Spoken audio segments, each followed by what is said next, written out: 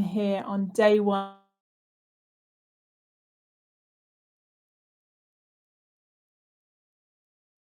Speakers, I know we've had such fun putting it all together for you. But last but certainly not least, please join me in welcoming to the stage Jason Gislason, who's the Chief Digital Officer for Chevron Phillips Chemical. And do remember to get your questions in should you have them nice and early. But Jason, without further ado, I'll head over to you.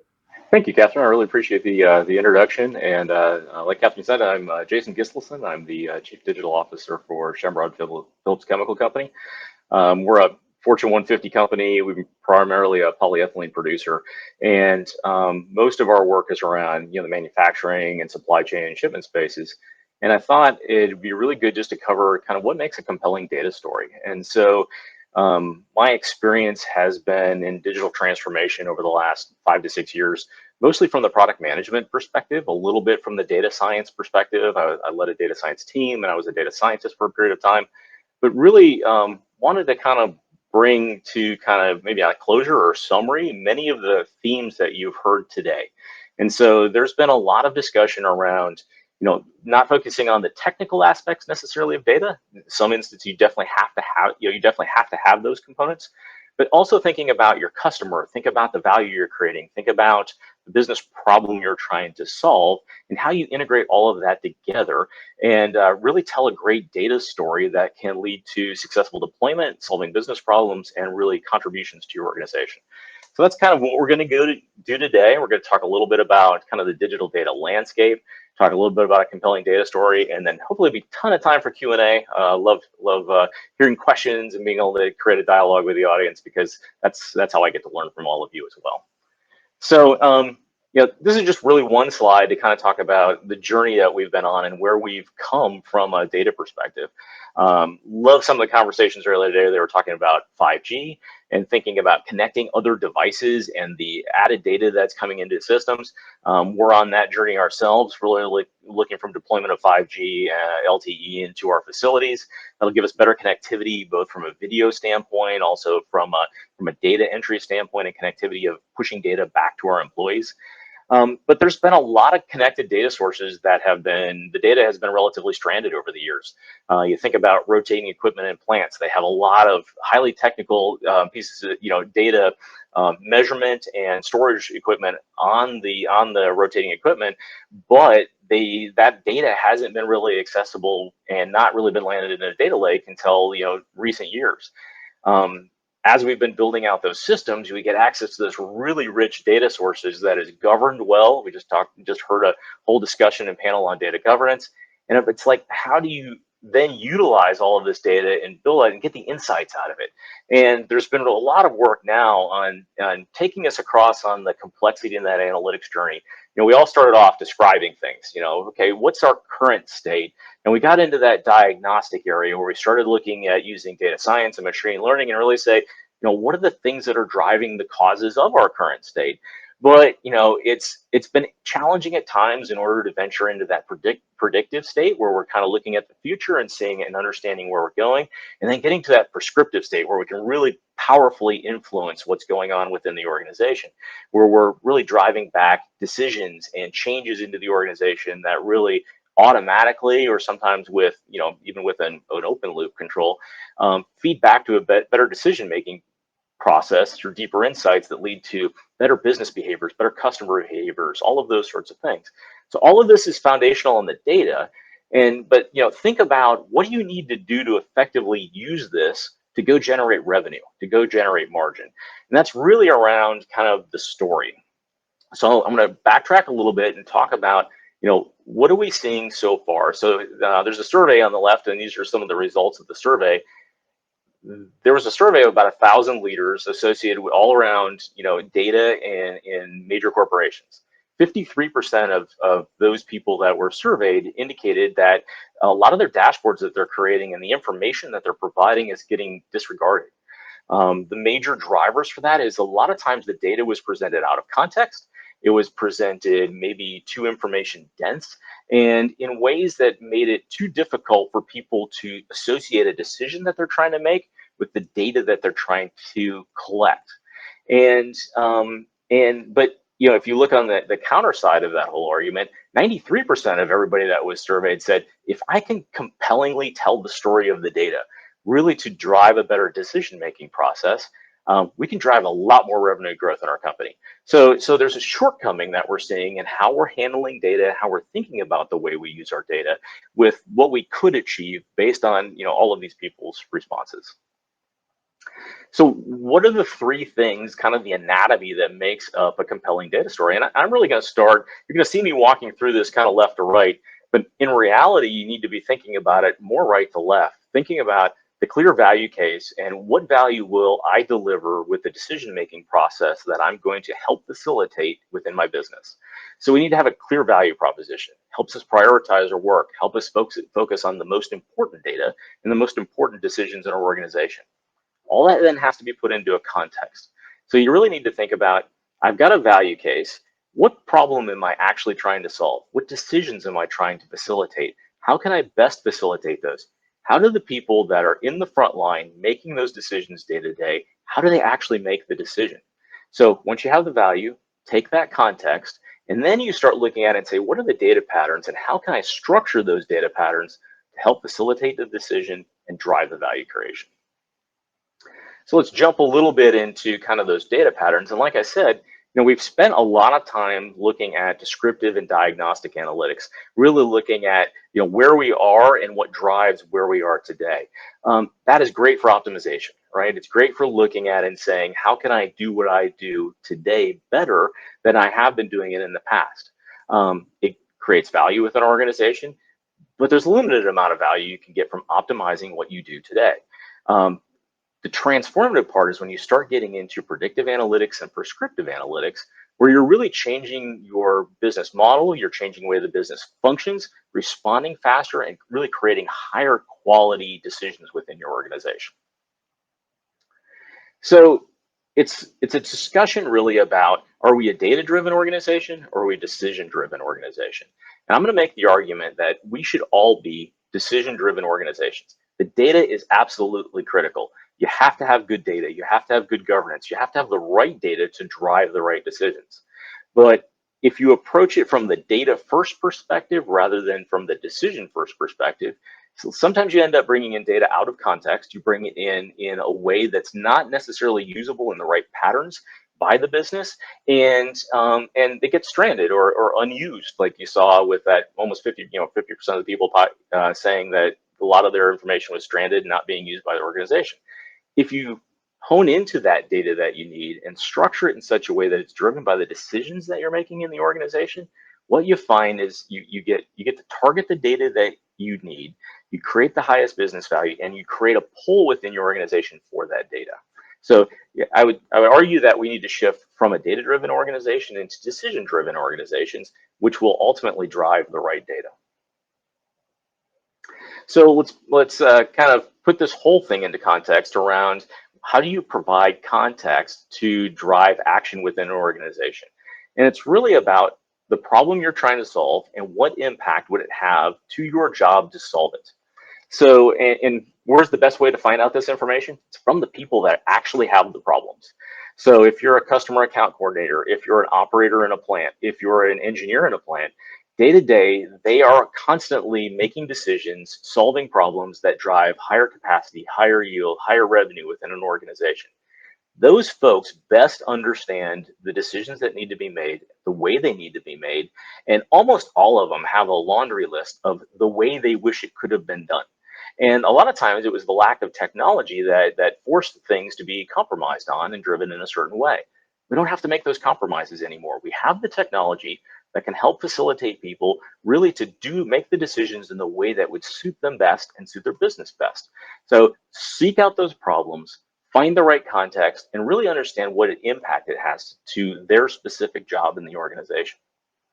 A lot of times there's barriers to these things. And so, think about the things that drive a subset of barriers to using an adoption of analytics. I'm going to use one, the black box effects. And the reason why I'll use it is I just got out of a sprint demo for one of my teams where they did something I was extremely happy about. We have a a model that they're looking on to predict product quality off of one of our plants. And they're trying to improve that model. And they started to do some machine learning, principal components analysis, and really looking back and saying, what features and factors are driving the behaviors within the model that then they could use to say, go back to and walk back to the first principles associated with it. I think a lot of times what limits the adoption of machine learning algorithms of this predictive and prescriptive analytics is a feeling that we're just using data and statistics to try to get correlations. And in reality, what most really, really good data scientists do is they do look at the data to get these correlations, and then they look back at with subject matter experts and say, how can I then transition those correlations back to further fundamental understanding of my system? Think about, what actually drives demand within lifting of gasoline? What actually drives product quality? Are there temperatures associated with it and reactor conditions? Does it make sense that that's occurring, or is it something that I don't understand yet, so maybe I should disregard if you've investigated it enough? But if you investigate these correlations, what you see is that you can learn new things about your system that the first principles didn't tell you. And that's kind of that black box effect. And I think a lot of times that's what inhibits scientists and engineers adopting these methodologies for use, because they think they're very opaque and they can't develop understanding from them. And it's a totally false assumption. It's just a lack of exposure. But there are a lot of these biases that you can think about that lead to barriers of action. Think about these as you're deploying and you're talking to your customer. How can I overcome these with the way I present the data, the way that I solve the problem, and how I co-develop with my customer to ease adoption? Have a clear value and be able to articulate that value to the audience. I deal a lot with very senior level executives who are on very tight budgets. They are very limited with their manpower, with their resources to run a very safe, reliable, dependable organization. They are very value focused. They want to know exactly what it is they're going to get out of making this investment. And the investment, a lot of times, it's always involved some money. But even tighter on the investment of money, a lot of times is people's time. People's time is precious in devoting that to solving these problems. So you really have to have a clear value statement. And the best place to do that is to work with your customers who are the frontline people making decisions, really understand how they make decisions, how they drive back to those decisions to make them more effective. And if they were to make them more effective, what does it mean for them? One of our most successful deployments has been a product quality improvement based on an inferential from one of our plants. It increases yields because we get less off-spec materials. So it all directly goes back to sales, revenue, margin, and number of pounds of material that we're making. There are other ways you can articulate value as well, though. Think about customer account coordinators. They're dealing with customer calls. When's my shipment supposed to arrive? How much of their time is being consumed with doing manual things where they're having to hunt down these solutions? And they're really having to go back and say, I'm going to spend 50% of my time answering customer questions of information that I should already have at my fingertips, and I can eliminate that. It would be much better for me to spend that time using creative problem solving, things that humans are really good at, to add value to my customers, add value to my organization. So clearly articulate that value, and your customers can help you define it very well. And then think about the source of the value. I already touched on this a little bit about optimization versus transformation. We have all focused a lot on optimization of our organizations. I am still very focused on optimization. It's fundamental to what we do, and I know we can run our systems and our businesses better. There is a limit to how much margin you can get out of optimizing the system. I can only take it to the physical limit of the design system without debottlenecking, doing something like that in my plant. I can get a significant amount of product throughput increase. I can make it cheaper, I can make it better, safer, faster, more valuable. But what else can I do from a business model standpoint to augment what I do? So we're primarily a product manufacturer. Think about what services can I provide alongside those products. They'll increase my market penetration within the U.S. or globally. How can I partner with my customers to better understand how they use my products using digital tools to then augment the things I would do? Would it change the way that you think about how you produce your product? Would it change the way the type of products you produce? Would it change your business model? And what you find is business model innovation leads to about 3 to 4 times the revenue and margin generation that optimization does. So when you're thinking about value, a lot of times we start with optimization to prove the capability of what we can do with data. But ultimately, where you want to head is once I've optimized, I want to transform. So this is my last slide, but I just really want to share kind of a pattern. And I'll give you an example. So I've been talking a lot about this inferential that we've been using machine learning to improve product quality. And it's very interesting to see how it came about. The whole concept did not come from a data scientist or a data engineer or a product owner. It came from an operator in a plant. We went down to the plant and really wanted to visit around and really understand how people make decisions, how they run their units, and challenges they have in the units. And one of the operators said, you know, the product quality that I see that I'm trying to predict seems to correlate really strongly with this process variable. And I typically use that when I'm running the unit to get close to what I think the product quality should be before I get a lab sample back. Do you think that's a candidate for a data science model for machine learning algorithm? So we took that information back and the understanding about the value it applied to the organization, the context in which it was used, and handed the data back to a data scientist and said, here's what we're hearing from the operators. Can you verify that this has a significant correlation with product quality? Data scientists looked at it and said, yeah, there's a strong correlation with that product quality. It's not strong enough to be usable in the plant to really give you hardcore, you know, absolutely I'm on spec, but it does give you some intuition as to whether you're approaching that product quality or not. Let's go back to the plant, show them that this seems to work, and ask them what other variables they think start to contribute to that. And so they started compiling larger sets of data, of process data around the system, brought that back to the plant and said, yeah, we see a strong correlation. You're absolutely right. What other things do you think would contribute to it based on the physics, the chemistry, the engineering you know of the process? And what value would it be for us to get even better at what it is you do? And put that into context and go back and serve that up to the data scientists again. So it's kind of an iterative process of going through of seeing what the value is for something, putting into context to decide the problem, testing it out, and doing this lean startup methodology of forming a hypothesis, testing that hypothesis, seeing what the results are, sharing it with your customers, co-developing with your customers, and redeploying it into the field. And what we found is incredible success. The initial products that we deployed using these inferentials were very successful. We've continued to develop them over time and get them to be more and more accurate. And the accuracy is getting to such the point where we're actually exceeding the accuracy of the lab. And so we've started to decommission some of the instrumentation that's on some of the units because we no longer need to maintain them. That removes maintenance costs, removes operating expense. It increases safety and increases reliability of units because they don't have to have access to hot exposed equipment working out in the field.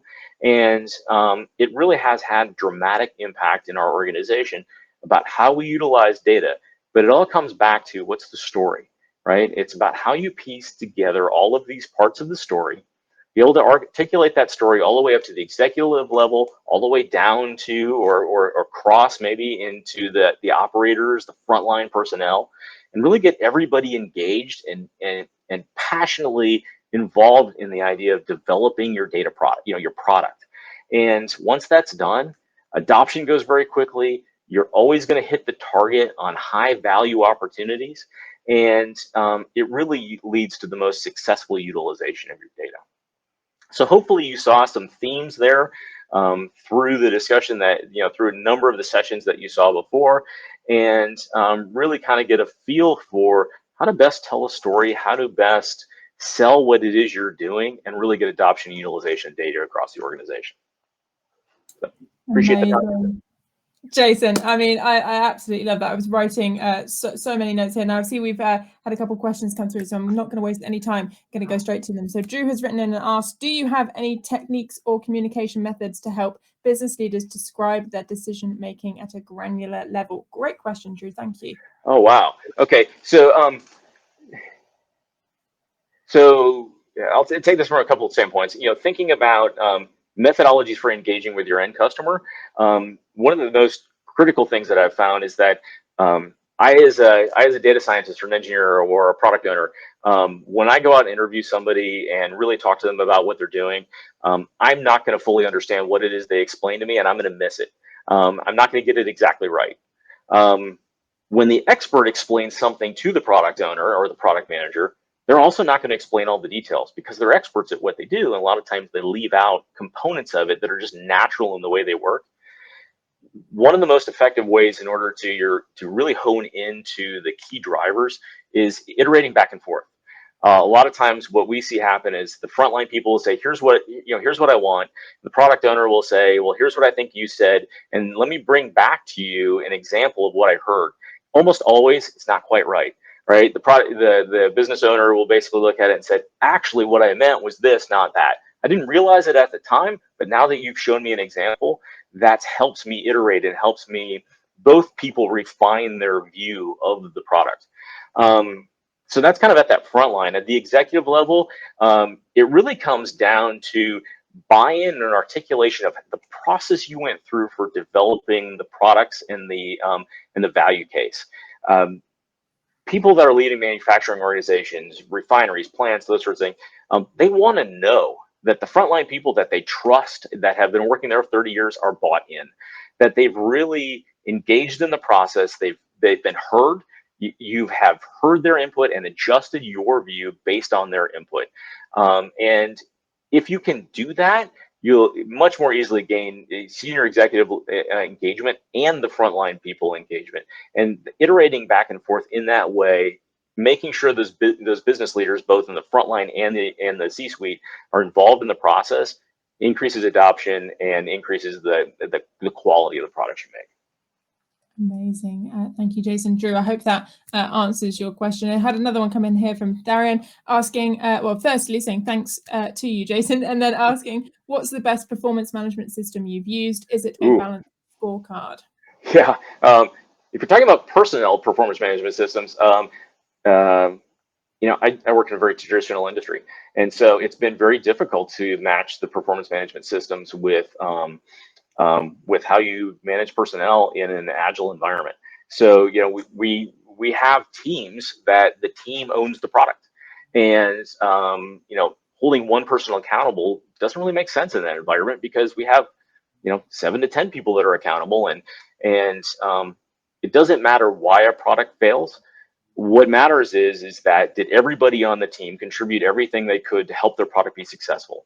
And so from that sort of performance management standpoint, it's a challenge, right? Because you have to kind of match up different ways of doing things that both have long traditions that kind of clash because you're coming in an organization that struggles with that.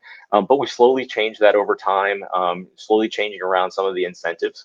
So, but also, from an organizational standpoint, we talk a lot about the value that we deliver to the organization. So you think about a balanced scorecard. What are those metrics that you're looking for?